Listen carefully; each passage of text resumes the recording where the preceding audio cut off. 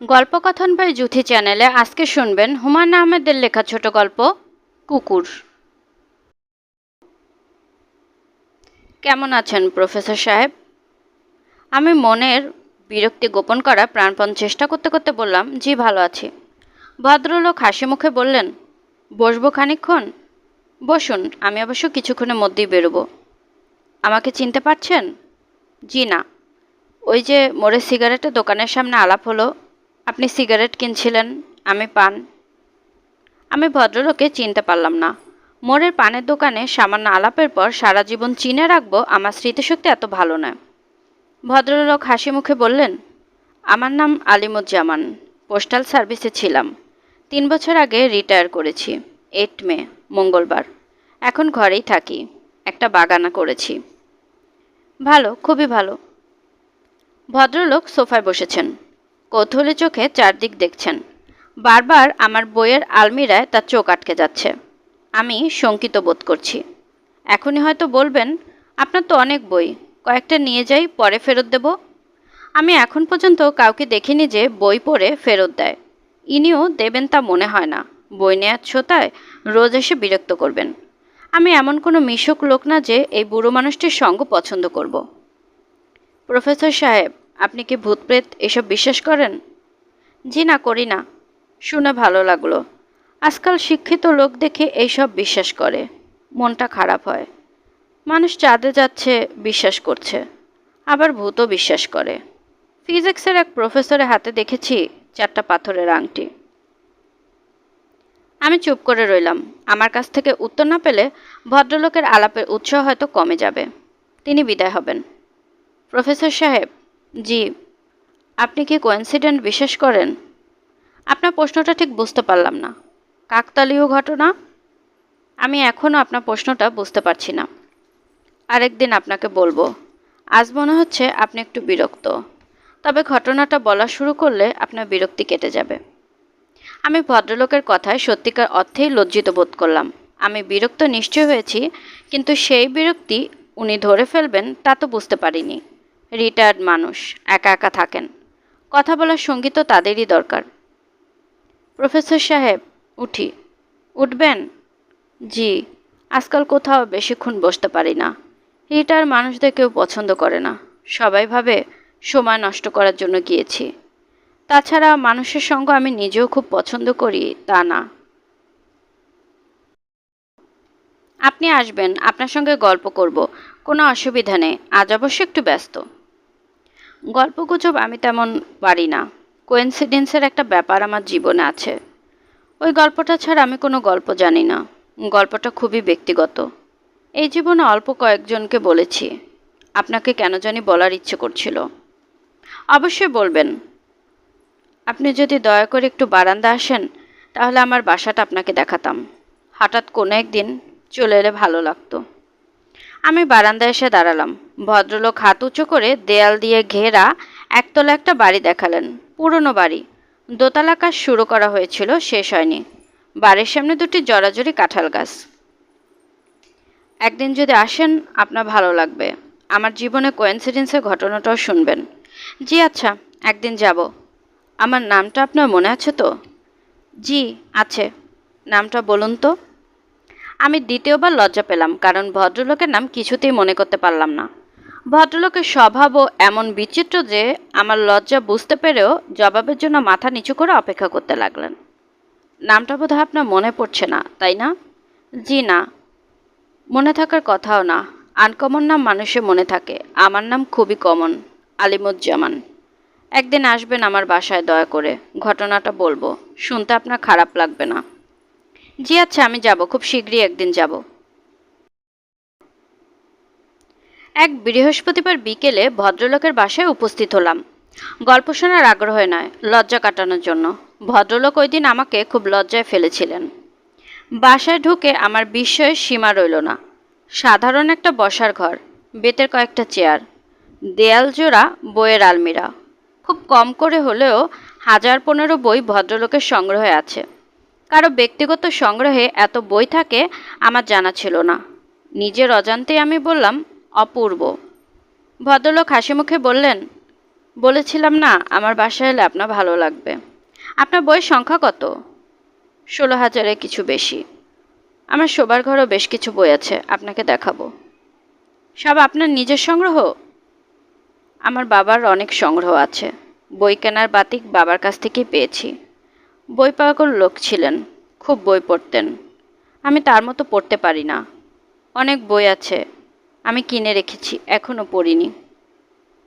এখন তো প্রচুর অবসর, এখন নিশ্চয় পড়ছেন? আমার চোখের সমস্যা আছে, বেশিক্ষণ এক নাগাড়ে পড়তে পারি না।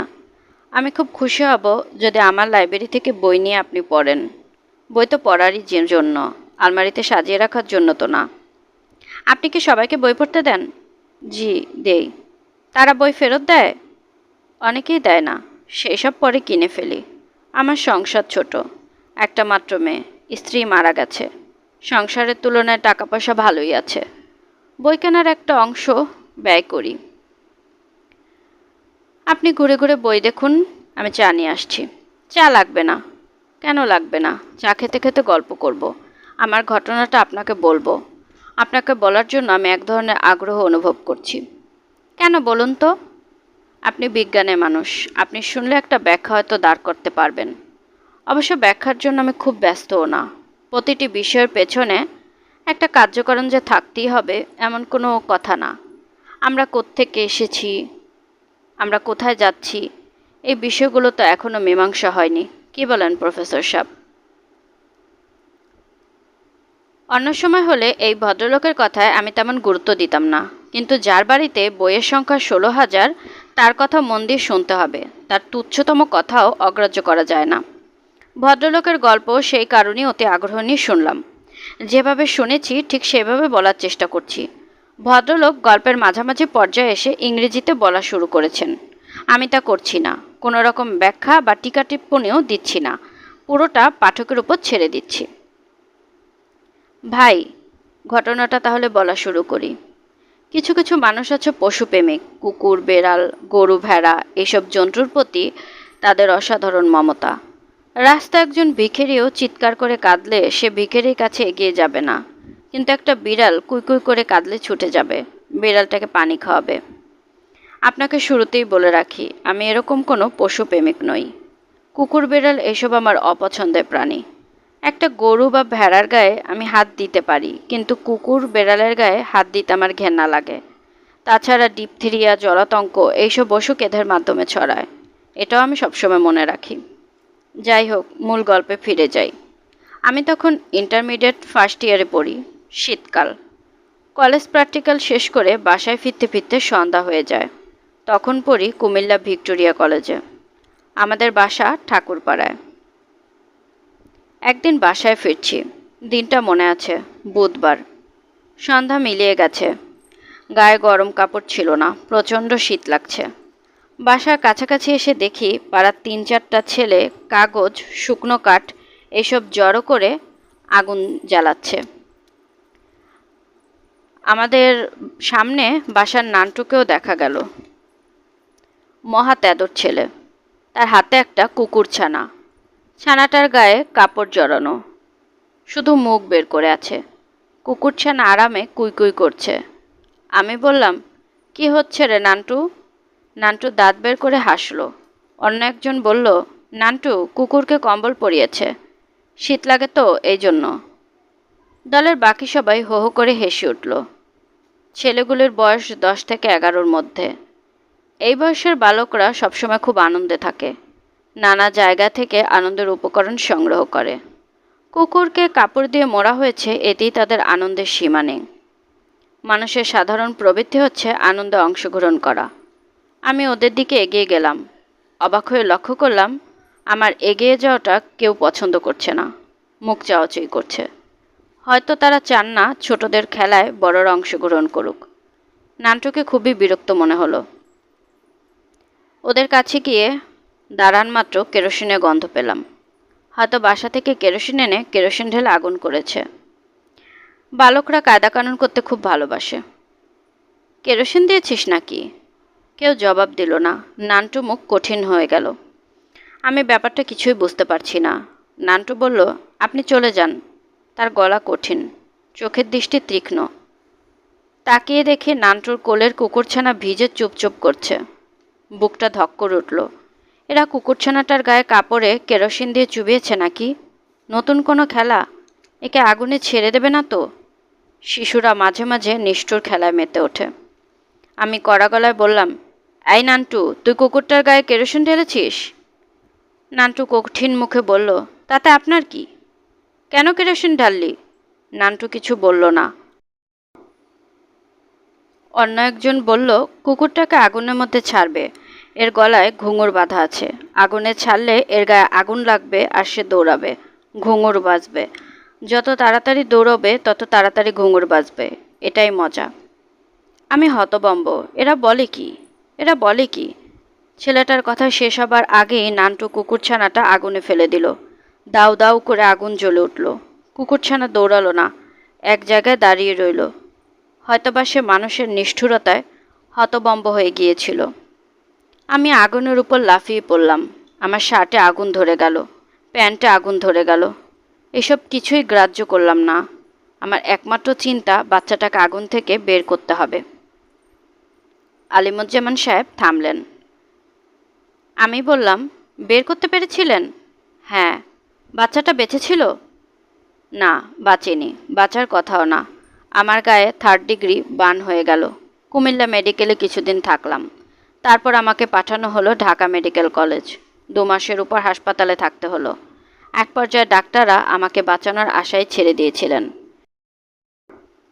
সেই সময় বার্নের চিকিৎসার তেমন ব্যবস্থা ছিল না। স্কিন গ্রাফটিংও হতো না, অল্পতেই শরীরে ইনফেকশন হয়ে যেত। যাই হোক, বেঁচে গেলাম। তবে সেই বছর পরীক্ষা দিতে পারলাম না। আলিমুজ্জামান সাহেব নিঃশ্বাস নেবার জন্য থামা মাত্র আমি বললাম, আপনি একজন অসাধারণ মানুষ। মোটেও না। আমাকে বোকা বলতে পারেন। সামান্য একটা কুকুরছানার জন্য নিজের জীবন যেতে বসেছিল। তখন সবাই আমার বোকামের কথাটা আলোচনা করত।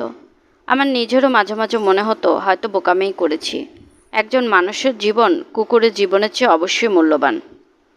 আপনার গল্প শুনে মুগ্ধ হয়েছি। এটা কিন্তু গল্প না, এটা গল্পের ভূমিকা। মূল গল্প এখন বলবো। ঢাকা থেকে সুস্থ হয়ে বাসায় ফিরেছি। শরীর তখন খুব দুর্বল। ডাক্তার বলে দিয়েছে প্রচুর রেস্ট নিতে হবে। শুয়ে বসেই দিন কাটছে। আমার ঘর দোতলায়, মাথার কাছে বিরাট জানালা। জানালা দিয়ে বাইরে তাকিয়ে শুয়ে থাকতে খুব খারাপ লাগে না। এক রাতের কথা, হঠাৎ ঘুম ভেঙে গেছে। জানালা দিয়ে বাইরে তাকালাম। ফকফকে জ্যোৎস্না। সেই জ্যোৎস্নায় অপূর্ব একটা দৃশ্য চোখে পড়ল। রাজ্যের কুকুর এসে জড়ো হয়েছে বাসার সামনে। কেউ কোনো সাড়া শব্দ করছে না বা ছোটাছুটি করছে না। সবকটা মূর্তির মতো বসে আছে। আমার গায়ে কাঁটা দিয়ে উঠল। ব্যাপারটা কি? একসঙ্গে এতগুলো কুকুর এর আগে আমি কখনো দেখিনি। এদের এই জাতীয় আচরণের কথাও শুনিনি। আমাকে দেখে এরা সবাই মুখ ফিরিয়ে আমার দিকে তাকালো। অবাক হয়ে তাকিয়ে আছি। দেখি হঠাৎ তাদের মধ্যে এক ধরনের চাঞ্চল্য দেখা গেল। এরা একে একে চলে গেল, যেন ওদের কোনো গোপন অনুষ্ঠান ছিল। অনুষ্ঠান শেষ হয়েছে, এখন চলে যাচ্ছে। এই ব্যাপার মাঝে মাঝে ঘটতে লাগলো। নির্দিষ্ট কোনো সময় না, মাসে একবার কিংবা 2 মাসে একবার এরকম হয়। এরকম ঘটনা চাপা থাকার কথা নয়, সবাই জেনে গেল। অনেকে দুপুর রাতে কুকুরের দল দেখতে আসতো। খবরের কাগজেও ঘটনাটা উঠেছিল। দৈনিক আজাদে ক্যাপশন ছিল, কুকুরের কাণ্ড। আমার ছোট বোন আমাকে খুব খ্যাপাতো। সে বলতো, কুকুরের জন্য তুমি জীবন দিতে যাচ্ছিলে, কাজেই তারা তোমাকে তাদের রাজা বানিয়েছে। তুমি হচ্ছ কুকুর রাজা। আমার বাবা পরের বছর বদলি হয়ে পাবনা চলে গেলেন। আমিও বাবার সাথে গেলাম। সেখানেও একই কাণ্ড। 1 মাস 2 মাস পর হঠাৎ রাজ্যের কুকুর বাসার সামনে এসে জড়ো হয়। মূর্তির মতো চুপচাপ বসে থাকে। একসময় মাথা নিচু করে চলে যায়। যেখানে গিয়েছি এই কাণ্ড ঘটেছে। যেন কোনো এক অদ্ভুত উপায়ে কুকুররা আমার খবর পৌঁছে দিয়েছে। শুধু তাই না, আমার মনে হয় কুকুরেরা আমাকে পাহারা দেয়। আমি যখন রাস্তায় হাঁটি 2-1টা কুকুর সবসময় আমার সঙ্গে থাকে। আজ আমার বয়স 67। আজও এই ব্যাপার ঘটছে। আমি আশ্চর্য হয়ে বললাম, বলেন কি? যা বলছি তার মধ্যে এক বর্ণ মিথ্যা নেই। তবে কুকুরের সভা আগের মতো ঘন ঘন হয় না। 6 মাস 1 বছরে একবার, তবে হয়। কুকুরের ভাষা আমি জানি না, জানলে জিজ্ঞেস করতাম। তোমরা কি চাও? এসব কেন তোমরা করো? ব্যাপারটা কি আপনার পছন্দ হয় না? না, পছন্দ হয় না। একদিন দুদিনের ব্যাপার হলে হয়তো পছন্দ হতো। একদিন দুদিনের ব্যাপার তো নয়, দিনের পর দিন ঘটছে। ভবিষ্যতে আবারও হবে বলে কি আপনার ধারণা? হ্যাঁ, হবে। আজ রাতেও হতে পারে। আপনি কি দেখতে চান? বলতে বলতে আলিমুজ্জামান সাহেবের চোখ মুখ বিকৃত হয়ে গেল, যেন তিনি প্রচণ্ড রাগ করেছেন, যেন এই মুহূর্তে চেঁচিয়ে উঠবেন। আমি বললাম, আপনি মনে হয় পুরো ব্যাপারটা খুব আপসেট। এতে আপসেট হবার কিছু নেই। পশুরা কৃতজ্ঞতা প্রকাশ করছে, এতে রাগ হবার কি আছে? কৃতজ্ঞতা প্রকাশের অধিকার নিশ্চয় পশুদেরও আছে। এটা কৃতজ্ঞতা প্রকাশের কোনো ব্যাপার নয়, এটা একটা ভৌতিক ব্যাপার, সুপার ন্যাচারাল ব্যাপার।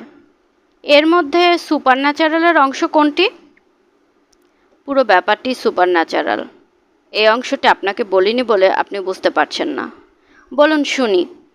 যে কুকুরছানাটিকে আমি বাঁচাতে চেয়েছিলাম, সেই কুকুরছানাটির দলটার মধ্যে সবসময় থাকে পুড়ে কয়লা হয়ে যাওয়া একটা কুকুর, গলায় ঘুঙুর বাঁধা। কুকুরছানাটা মাথা দুলায় আর ঘুঙুরের শব্দ হয়। আপনি ছাড়া অন্যরা কি এই কুকুরছানাটা দেখে? না, আর কেউ দেখতে পায় না, শুধু আমি দেখতে পাই। দেখুন ভাই, আমি বিজ্ঞানের ছাত্র না, আমার বিষয় ইতিহাস। তবু অবৈজ্ঞানিক কোনো কিছুই আমার জীবনে গ্রহণ করিনি। ভূত প্রেত ঝাড়ফুঁক পীর ফকির কিছুই না। অথচ সেই আমাকে কিনা সারা জীবন একটি অতি প্রাকৃত বিষয় হজম করে যেতে হচ্ছে। আমি বললাম, আবার কখনো এরকম কিছু হলে আপনি দয়া করে আমাকে খবর দেবেন। তিনি জবাব দিলেন না। আমি বিদায় নিয়ে চলে এলাম। তার 5 মাস পর রাত 2টোয় টেলিফোন বেজে উঠল। আলিমুজ্জামান সাহেব টেলিফোন করেছেন। তিনি কাঁপা কাঁপা গলায় বললেন, ওরা এসেছে, আপনি কি আসবেন? শ্রাবণ মাসের রাত, বাইরে ঝুম বৃষ্টি হচ্ছে। বাইরে পা দিলেই 1 হাঁটু পানি। এমন দুর্যোগের রাতে কোথাও যাবার প্রশ্নই ওঠে না। আমি টেলিফোন নামিয়ে বিছানায় চাদরের নিচে ঢুকে পড়লাম। শুনছিলেন হুমায়ূন আহমেদের লেখা ছোট গল্প কুকুর। আজকের গল্পটি কেমন লাগলো কমেন্ট করে জানাবেন এবং আমার চ্যানেলটি প্লিজ সাবস্ক্রাইব করে রাখবেন। চাইলে বন্ধুদের সাথেও শেয়ার করতে পারেন। গল্পকথন বা জুথি চ্যানেলের সাথেই থাকবেন আশা করছি। আল্লাহ হাফেজ।